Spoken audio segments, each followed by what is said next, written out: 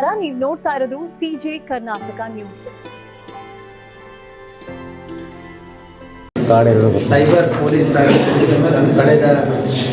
ಕಳೆದ ವರ್ಷ ಮತ್ತು ಅದಕ್ಕಿಂತ ಮುಂಚೆ ಆದಂಥ ಪ್ರಕರಣಗಳಲ್ಲಿ ಸಾಕಷ್ಟು ಪ್ರಗತಿಯನ್ನು ಮಾಡಿ ಕೆಲವು ಇಂಪಾರ್ಟೆಂಟ್ ಪ್ರಕರಣಗಳಲ್ಲಿ ದೂರದಾಟ ಕಳೆದುಕೊಂಡಂಥ ದುಡ್ಡನ್ನು ವಾಪಸ್ ಮರಳಿಸುವಲ್ಲಿ ಮತ್ತು ಆರೋಪಿಗಳನ್ನು ಪತ್ತೆ ಹಚ್ಚುವಲ್ಲಿ ನಮ್ಮ ಸೈಬರ್ ಪೊಲೀಸ್ ಠಾಣೆಯ DSP ಆದಂಥ ಸುನಿಲ್ ಕಾಂಬ್ಳೆ ಮತ್ತು ಇನ್ಸ್ಪೆಕ್ಟರ್ ಆದಂಥ ರವಿ ಯಡೋಣ್ಣವರು ಹಾಗೂ ಅವರ ತಂಡದವರು ಯಶಸ್ವಿಯಾಗಿದ್ದಾರೆ. ಇದರಲ್ಲಿ ಕೆಲವೊಂದಿಷ್ಟು ಅಪರಾಧಗಳನ್ನು ಸೆಲೆಕ್ಟ್ ಮಾಡಿದ್ದೀವಿ. ಇವತ್ತಿನ ಪ್ರೆಸ್ ಮೀಟ್ನ ಉದ್ದೇಶ ಏನು ಅಂತಂತಂದರೆ, ಜನ ಯಾವ್ಯಾವ ರೀತಿ ಮೋಸ ಹೋಗ್ತಾರೆ, ಯಾವ ರೀತಿ ದುಡ್ಡನ್ನು ಕಳ್ಕೊತಾರೆ. ಸೊ ಇನ್ವೆಸ್ಟಿಗೇಷನ್ದಲ್ಲಿಯೂ ಕೂಡ ಪೊಲೀಸರು ಮಾಡಿದಂಥ ಪ್ರಗತಿ, ಇದರಿಂದ ಜನರಿಗೆ ಒಂದು ಸೈಬರ್ ಅಪರಾಧಗಳ ಬಗ್ಗೆ ಒಂದು ಅವೇರ್ನೆಸ್ಸು ಆಗಲಿ ಮತ್ತು ಈ ರೀತಿಯಾದಂಥ ಮೋಸಗಳಿಗೆ ಅವರು ಬಲಿ ಆಗಬಾರ್ದು ಅನ್ನೋ ಉದ್ದೇಶದಿಂದ ಇವತ್ತು ನಾವು ಈ ಪ್ರೆಸ್ ಮೀಟನ್ನು ಮಾಡ್ತಾಯಿದ್ದೀವಿ. ಮೊದಲನೇ ಪ್ರಕರಣ 34/2024 ಕ್ರೈಮ್ ನಂಬರು. ಅದರಲ್ಲಿ ವಿಜಯಪುರ ನಗರದ ವ್ಯಾಪಾರಿಯೊಬ್ಬರು ಅಪ್ಟಾ ಟ್ರೇಡಿಂಗ್ ಆ್ಯಪ್ ಅಂತಂತ ಹೇಳಿ ಟ್ರೇಡಿಂಗ್ ಅಪ್ಲಿಕೇಶನ್, ಈಗ ಆನ್ಲೈನ್ ಟ್ರೇಡಿಂಗ್ ಅಪ್ಲಿಕೇಶನ್ಸು ಅಂತಂತೇಳಿ ಸಾಕಷ್ಟು ಲಿಂಕ್ಸ್ಗಳು ಬರ್ತಾ ಇರ್ತವೆ. ಫೇಸ್ಬುಕ್ಕು, ಟ್ವಿಟರು, ಎಕ್ಸು ಮತ್ತು ಅದೇ ರೀತಿ ಸೋಷಿಯಲ್ ಮೀಡಿಯಾಗಳಲ್ಲಿ ನಿಮ್ಮ ಮೊಬೈಲ್ಗಳಿಗೂ ಕೂಡ ಸಾಕಷ್ಟು ಲಿಂಕ್ಗಳು ಬರ್ತಾ ಇರ್ತವೆ. ಜನ ಏನು ಮಾಡ್ತಾರೆ, ಎಲ್ಲವೂ ಕೂಡ ಇನ್ವೆಸ್ಟ್ಮೆಂಟ್ ಆಪ್ಷನ್ನು ಅನ್ನೋ ರೀತಿಯಲ್ಲಿ ಅದನ್ನು ಕ್ಲಿಕ್ ಮಾಡಿಬಿಟ್ಟು ಅದರಲ್ಲಿ ದುಡ್ಡನ್ನು ಇನ್ವೆಸ್ಟ್ಮೆಂಟ್ ಮಾಡೋಕ್ಕೆ ಹೋಗ್ತಾರೆ. ಅವರು ಸಾಕಷ್ಟು ರೀತಿಯಲ್ಲಿ ಹೆಚ್ಚಿನ ಲಾಭಾಂಶದ ಆಸೆಯನ್ನು ಕೊಡ್ತಾರೆ. ಈ ಪ್ರಕರಣದಲ್ಲಿ 4% ನಾವು ಪ್ರಾಫಿಟನ್ನು ಕೊಡ್ತೀವಿ. ಈ ದುಡ್ಡನ್ನು ನಾವು ಇಂಟರ್ನ್ಯಾಷನಲ್ ಮಾರ್ಕೆಟಲ್ಲಿ ಇನ್ವೆಸ್ಟ್ಮೆಂಟ್ ಮಾಡ್ತೀವಿ. So dollar, oil, currency, so crypto ಕರೆನ್ಸಿಗಳಲ್ಲಿ ನಾವು ಇನ್ವೆಸ್ಟ್ಮೆಂಟ್ ಮಾಡಿದ್ರೆ ಹೆಚ್ಚಿನ ಲಾಭಾಂಶ ಬರುತ್ತೆ ಅಂತಂತೇಳಿ ನಂಬಿಸಿ ಈ ವ್ಯಕ್ತಿ ಸುಮಾರು 2,04,71,500 ರೂಪಾಯಿಯನ್ನು ಕಳ್ಕೊಂಡಿದ್ರು. ಸೊ ಹಂತವಾಗಿ ಕಳ್ಕೊಂಡಿದ್ರು. ಅದರಲ್ಲಿ ಈಗಾಗಲೇ ನಾವು ಮೊದಲನೇ ಭಾಗದಲ್ಲಿ ತನಿಖೆ ಮೊದಲನೇ ಭಾಗದಲ್ಲಿ 70 ಲಕ್ಷ ಅದನ್ನು ರಿಕವರಿ ಮಾಡಿ ಕೊಟ್ಟಿದ್ದೀವಿ. ಈಗ ಎರಡನೇ ಭಾಗದಲ್ಲಿ ಅವರಿಗೆ ಸುಮಾರು 65,64,000 ಮತ್ತೆ ರಿಕವರಿ ಮಾಡಿ ಅವರಿಗೆ ಮರಳಿಸ್ತಾ ಇದ್ದೀವಿ. ಸೊ ಈ ಪ್ರಕರಣದಲ್ಲಿ ಒಟ್ಟು 1,35,64,000 ರೂಪಾಯಿಗಳನ್ನು ನಮ್ಮ ಸೈಬರ್ ಪೊಲೀಸ್ನವರು ರಿಕವರಿ ಮಾಡಿದ್ದಾರೆ.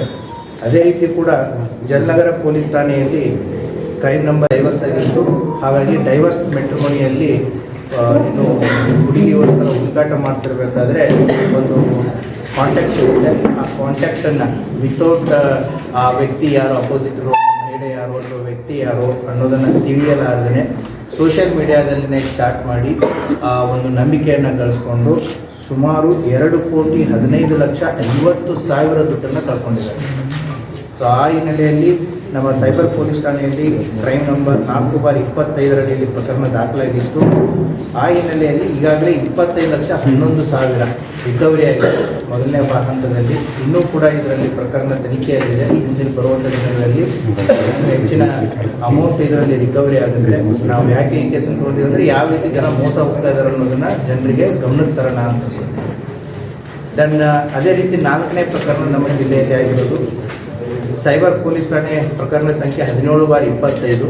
ಇದರಲ್ಲಿ ವಿಜಯಪುರ ಜಿಲ್ಲೆಯ ವ್ಯಾಪಾರಿಯೊಬ್ಬರು ಏನು ಅಂತಂದರೆ, ಇವರು ಮೊನ್ನೆ ನಡೆದಂಥ ಕುಂಭಮೇಳಕ್ಕೆ ಹೋಗಬೇಕು ಅಂತಂತ ಹೇಳಿ ಪ್ರಯಾಗ್ರಾಜ್ನಿಂದ ಕುಂಭಮೇಳಕ್ಕೆ ಹೆಲಿಕಾಪ್ಟರ್ ರೇಡು ಬುಕ್ ಮಾಡಿರ್ತಾರೆ. ಸೊ ನಾವು ಆನ್ಲೈನಲ್ಲೆಲ್ಲ ಬುಕ್ ಮಾಡಿಬಿಡ್ತೀವಿ. ಹೆಲಿಕಾಪ್ಟರ್ ರೇಡ್ ಬುಕ್ ಮಾಡಿದ್ರೆ ಪ್ರಯಾಗ್ರಾಜಿಗೆ ಫ್ಲೈಟಲ್ಲಿ ಇರ್ತಾರೆ. ಪ್ರಯಾಗ್ರಾಜ್ನಿಂದ ಕುಂಭಮೇಳಕ್ಕೆ ಹೆಲಿಕಾಪ್ಟರ್ ಇಲ್ಲ, ಬಟ್ ಆನ್ಲೈನ್ ಪೇಮೆಂಟ್ ಆಗಿದೆ. ಸೊ ಆ ಹಿನ್ನೆಲೆಯಲ್ಲಿ ಆ ವ್ಯಕ್ತಿ ಸುಮಾರು 4,08,000 ರೂಪಾಯಿನ ಕಳ್ಕೊಂಡಿದ್ರು. ಅದನ್ನು ಸಂಪೂರ್ಣವಾದಂಥ ರಿಕವರಿಯನ್ನು ನಮ್ಮ ಸೈಬರ್ ಪೊಲೀಸ್ನವರು ಮಾಡಿದ್ದಾರೆ. ಸೊ ಇದು ಕೂಡ ಒಂದು variety of the cyber fraud. Then ಇನ್ನೊಂದು 5ನೇ ಪ್ರಕರಣ ನಮ್ಮ ಜಿಲ್ಲೆಯ ವ್ಯಾಪಾರಿಯೊಬ್ಬರು, ಅವ್ರ ಜೊತೆಗೆ ಇನ್ನೊಂದು 9 ಏನಾಗುತ್ತೆ, ಇ-ಕಾಮ್ ಡೆಲಿವರಿ ಫ್ರಾಂಚೈಸನ್ನು ಕೊಡಿಸ್ತೀವಿ ಅಂತಂತೇಳಿ. ಇ-ಕಾಮ್ ಡೆಲಿವರಿ ಫ್ರಾಂಚೈಸ್ ಉದಾಹರಣೆಗೆ ಫ್ಲಿಪ್ಕಾರ್ಟ್ ಇರ್ಬೋದು, ಅಮೆಜಾನ್ ಇರ್ಬೋದು, ಅಥವಾ ಈ ರೀತಿಯಾದ ಆನ್ಲೈನ್ ಟ್ರೇಡಿಂಗ್ ಏನಿರ್ತಾವಲ್ಲ ಅವ್ರನ್ನ ಫ್ರಾಂಚೈಸ್ ಕೊಡಿಸ್ತೀವಿ ಅಂತಂತೇಳಿ ಸುಮಾರು 58 ಲಕ್ಷದಷ್ಟು ಮೋಸ ಮಾಡಿರ್ತಾರೆ. ಆ ಕೃತ್ಯ ಎಸೆದಂಥ ಆರೋಪಗಳಿಂದ ಈಗ ಸುಮಾರು 10 ಲಕ್ಷ ಈಗಾಗಲೇ ರಿಕವರಿ ಮಾಡಿ ಅವ್ರಿಗೆ ಕೊಡಲಾಗಿದೆ. ಇನ್ನೂ 12 ಲಕ್ಷ ಸೀಸ್ ಆಗಿದೆ. ಅದು ಕೋರ್ಟಲ್ಲಿದೆ, ಕೋರ್ಟಿಂದ ಬಿಡುಗಡೆ ಆಗುತ್ತೆ. ಸುಮಾರು 22 ಲಕ್ಷವರೆಗೂ ಕೂಡ ಅದರಲ್ಲಿ ರಿಕವರಿ ಆಗಿದೆ. ಇನ್ನೂ ಕೂಡ ಪ್ರಕರಣ ತನಿಖೆಯಾಗಿದೆ. ಹೀಗೆ ವಿವಿಧ ರೀತಿಯಾದಂಥ ವಿವಿಧ ವೆರೈಟಿ ಆಗಿರುವಂಥ ಪ್ರಕರಣಗಳಲ್ಲಿ ಸುಮಾರು 85/2024 ಇದು ಒಂದು ಯಾವ ರೀತಿ ನಮ್ಮ ವ್ಯವಸ್ಥೆಯಲ್ಲಿ ಮಿಸ್ಅಪ್ರಾಪ್ರಿಯೇಷನ್ ಆಗುತ್ತೆ ಅಂತ ಹೇಳಿ ಈ ಪ್ರಕರಣ ಇಂಪಾರ್ಟೆಂಟ್ ಇದೆ. ಇದರಲ್ಲಿ ಏನಾಗಿತ್ತು ಅಂತಂದರೆ, ಅಂಬೇಡ್ಕರ್ ಅಭಿವೃದ್ಧಿ ನಿಗಮದಿಂದ ಏನು SC ST ಜನರಿಗೆ ಈ ಲ್ಯಾಂಡನ್ನು ಖರೀದಿ ಮಾಡೋದಕ್ಕೆ ಸರ್ಕಾರದ ಒಂದು ಯೋಜನೆ ಇತ್ತು. ಅದರಲ್ಲಿ 6 ಜನ ಆರೋಪಿತರು ಸೇರಿ ಕೊಟ್ಟಿ ದಾಖಲಾತಿಗಳನ್ನು ಏನು ರೆಡಿ ಮಾಡ್ತಾರೆ. ಅದನ್ನು ಕೊಟ್ಟಿ ದಾಖಲಾತಿ ಪತ್ರಗಳನ್ನು ಫಲಾನುಭವಿಗಳನ್ನು ಕೂಡ ರಿಯಲ್ ಫಲಾನುಭವಿಗಳು, ಅವರು ಬೇರೆದರಲ್ಲಿರುವಂಥ ಫಲಾನುಭವಿಗಳು, ಒಟ್ಟು 11 ಜನ. ಆ 11 ಜನದ ಫಲಾನುಭವಿಗಳ ಎಲ್ಲ ಫೋಟೋಸ್ಗಳನ್ನು ಫೇಕ್ ಏನು ಇವರು ಕ್ರಿಯೇಟ್ ಮಾಡಿರ್ತಾರೆ ಅದಕ್ಕೆ ಬೇಕಾದಂಥ ಫೋಟೋಸ್ಗಳನ್ನು, ಡಾಕ್ಯುಮೆಂಟ್ಸ್ಗಳನ್ನ ಇದಕ್ಕೆ ಅಟ್ಯಾಚ್ ಮಾಡಿರ್ತಾರೆ. ಸೊ ಈ ರೀತಿ ಅಟ್ಯಾಚ್ ಮಾಡಿ ಸುಮಾರು 11 ಎಕರೆಯಷ್ಟು ಲ್ಯಾಂಡನ್ನು ಖರೀದಿ ಮಾಡಲು ಎಷ್ಟು ಅಂತಂತಂದರೆ ಒಟ್ಟು ಸರ್ಕಾರಕ್ಕೆ 75,90,000 ಮೋಸ ಮಾಡಿರ್ತಾರೆ. ಸೊ ಇದರಲ್ಲಿರುವಂತಹ ಆರೋಪಿಗಳ ನಂತರ ಈಗ ತನಿಖೆ ಮಾಡಿ ಒಟ್ಟು 27,55,183 ರೂಪಾಯಿನ ಅವರಿಂದ ರಿಕವರಿ ಮಾಡಿದೆ. ಉಳಿದಿದ್ದನ್ನು ಅವರ ಹತ್ರ ಈಗ ಸದ್ಯಕ್ಕೆ ಇಲ್ಲದೇ ಇರೋದರಿಂದ ಅವ್ರ ಮೇಲೆ ನಾವು ಚಾರ್ಜ್ ಶೀಟ್ ಮಾಡಿ ಪ್ರಕರಣವನ್ನು ಕೋರ್ಟಿಗೆ ದಾಖಲು ಮಾಡಲಾಗಿದೆ. ಆ ಹಿನ್ನೆಲೆಯಲ್ಲಿ ಇದರಲ್ಲಿ ಕರ್ತವ್ಯ ಲೋಪ ಎಸಗಿದಂಥ ಶ್ರೀಮತಿ ರೇಣುಕಾ ಸಾರ್ತಲೆ ಆಗಿರ್ಬೋದು, ತಾಲೂಕು ಅಭಿವೃದ್ಧಿ ಅಧಿಕಾರಿ, ಜಿಲ್ಲಾ ವ್ಯವಸ್ಥಾಪಕರಾದಂಥ ಶ್ರೀಮತಿ ರೇಣುಕಾ ಸಾತರ್ಲೆ, ತಾಲೂಕು ಅಭಿವೃದ್ಧಿ ಅಧಿಕಾರಿಗಳಾದಂಥ ಶ್ರೀ SS ಮಣಿಗಿರಿ ಮತ್ತು ಮುದೋಳಿ MT ಅನ್ನೋರು ಕರ್ತವ್ಯ ಲೋಪ ಮಾಡಿ ಸರ್ಕಾರಕ್ಕೆ ಸುಮಾರು 75,90,000 ನುಕ್ಸಾನ್ ಮಾಡಿದ್ರು. ಆ ಹಿನ್ನೆಲೆಯಲ್ಲಿ ಪ್ರಕರಣ ದಾಖಲಾಗಿತ್ತು. 3 ಹಂತಗಳಲ್ಲಿ ಇವರು ದುಡ್ಡನ್ನು ವಿಡ್ರಾ ಮಾಡಿರ್ತಾರೆ. 37,90,000 ಒಂದು ಹಂತ, 3,79,500 ಒಂದು ಹಂತ, 3ನೇ ಹಂತದಲ್ಲಿ 34,15,500 ರೂಪಾಯಿ. ಈ ರೀತಿ ಕೊಟ್ಟಿ ಫಲಾನುಭವಿಗಳಿಗೆ ಈ ದುಡ್ಡನ್ನು ಟ್ರಾನ್ಸ್ಫರ್ ಮಾಡಿ ಆಮೇಲೆ ಅದನ್ನು ವಿಡ್ರಾ ಮಾಡಿ ಸರ್ಕಾರಕ್ಕೆ ಈ ರೀತಿಯಾದ ಮೋಸವನ್ನು ಮಾಡಿರ್ತಾರೆ. ಆ ಪ್ರಕರಣವನ್ನು ಕೂಡ ನಮ್ಮ ಸೈಬರ್ ಪೊಲೀಸ್ನವರು ಅವರ ಹತ್ರ ಸುಮಾರು 27,55,173 ರಿಕವರಿ ಮಾಡಿ ಉಳಿದದ್ದನ್ನು ಚಾರ್ಜ್ ಶೀಟ್ ಮಾಡಿದ್ದಾರೆ. ಸೊ ಕೋರ್ಟಲ್ಲಿ ಅವ್ರಿಗೆ ಮತ್ತೆ ಫರ್ದರ್ ಆ್ಯಕ್ಷನನ್ನು ಆಗುತ್ತೆ. ಮೂರನೇ ಪ್ರಕರಣ ಇದು ಕೂಡ ಕ್ಲಾಸಿಕ್ ಕೇಸು.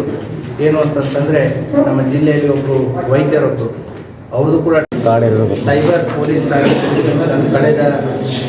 ಕಳೆದ ವರ್ಷ ಮತ್ತು ಅದಕ್ಕಿಂತ ಮುಂಚೆ ಆದಂಥ ಪ್ರಕರಣಗಳಲ್ಲಿ ಸಾಕಷ್ಟು ಪ್ರಗತಿಯನ್ನು ಮಾಡಿ ಕೆಲವು ಇಂಪಾರ್ಟೆಂಟ್ ಪ್ರಕರಣಗಳಲ್ಲಿ ದೂರದಾಗ ಕಳೆದುಕೊಂಡಂಥ ದುಡ್ಡನ್ನು ವಾಪಸ್ ಮರಳಿಸುವಲ್ಲಿ ಮತ್ತು ಆರೋಪಿಗಳನ್ನು ಪತ್ತೆ ಹಚ್ಚುವಲ್ಲಿ ನಮ್ಮ ಸೈಬರ್ ಪೊಲೀಸ್ ಠಾಣೆಯ DSP ಆದಂಥ ಸುನೀಲ್ ಕಾಂಬ್ಳೆ ಮತ್ತು ಇನ್ಸ್ಪೆಕ್ಟರ್ ಆದಂಥ ರವಿ ಯಡೋಣ್ಣವರು ಹಾಗೂ ಅವರ ತಂಡದವರು ಯಶಸ್ವಿಯಾಗಿದ್ದಾರೆ.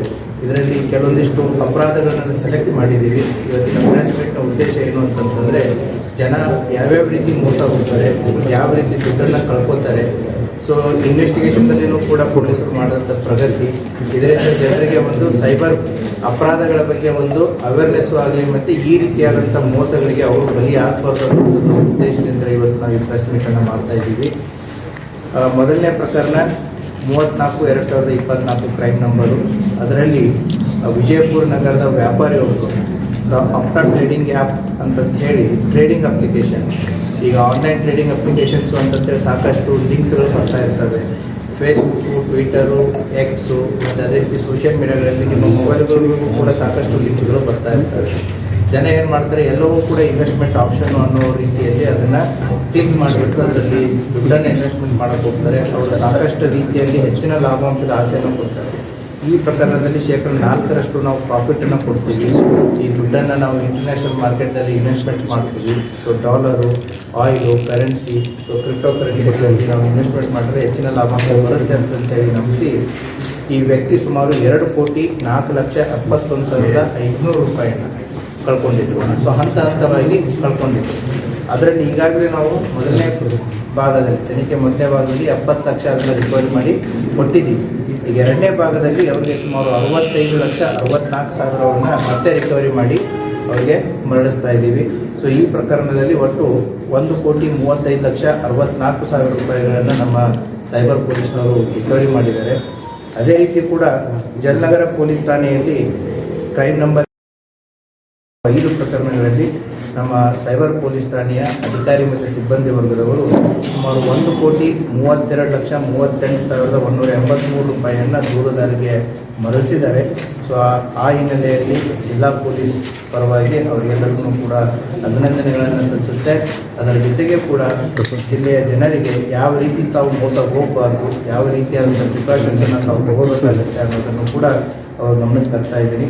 ಅದರ ಜೊತೆಗೆ ಮೊಬೈಲ್ ಏನು ಈಗಾಗಲೇ ನಿಮ್ಗೆ ಗೊತ್ತಿದೆ, CEIR ಪೋರ್ಟಲ್ ಅಂತ ಇದೆ. ಯಾರೇ ಮೊಬೈಲನ್ನು ಕಳ್ಕೊಂಡ್ರೆ ಮಾಡಿದರೆ ನಿಮ್ಮ ಮೊಬೈಲ್ ಯುನಿಕ್ ಐಡಿಗಳಿಗೆ ಏನೇನು ಇರ್ತವೆ ಅದು ಆನ್ಲೈನ್ ಪೋರ್ಟಲ್ದಲ್ಲಿ CEIR ಅನ್ನುವಂಥ ಒಂದು ಪೋರ್ಟಲ್ದಲ್ಲಿ ಎಲ್ಲ ಮಾಹಿತಿಗಳನ್ನ ಅದರಲ್ಲಿ ಹಾಕಿದರೆ ಆ ಮೊಬೈಲು ಯಾವಾಗಲೇ ಆ್ಯಕ್ಟಿವ್ ಆಗಲಿ, ಎಲ್ಲೇ ಆ್ಯಕ್ಟಿವ್ ಆಗಲಿ, ಸೊ ಇಮಿಡಿಯೇಟ್ಲಿ ನಮಗೆ ಮೆಸೇಜ್ ಬರುತ್ತೆ. ಸೊ ಇದರ ಒಂದು ಲಾಭ ಏನು ಅಂತಂತಂದರೆ ಕಳೆದುಕೊಂಡು ಹೋದಂಥ ಮೊಬೈಲ್ ಸಿಗುವಂಥ ಸಾಧ್ಯತೆಗಳು ಜಾಸ್ತಿ ಇರುತ್ತೆ. ಯಾಕಂತಂದರೆ ಅದು ಮೊಬೈಲ್ ಅದು ಸೆಕೆಂಡ್ ಹ್ಯಾಂಡ್ ಆಗಾದರೂ ಮಾಡಲಿ ಅಥವಾ ಬೇರೆಯವ್ರಿಗೆ ಯಾರಾದರೂ ಸಿಕ್ಕಿರಲಿ, so never after 1 year 2 years 6 months ಯಾವಾಗಾದರೂ ಕೂಡ ಅದು ಆ್ಯಕ್ಟಿವ್ ಆಯಿತು ಅಂದರೆ ಮಾಹಿತಿ ಬರುತ್ತೆ.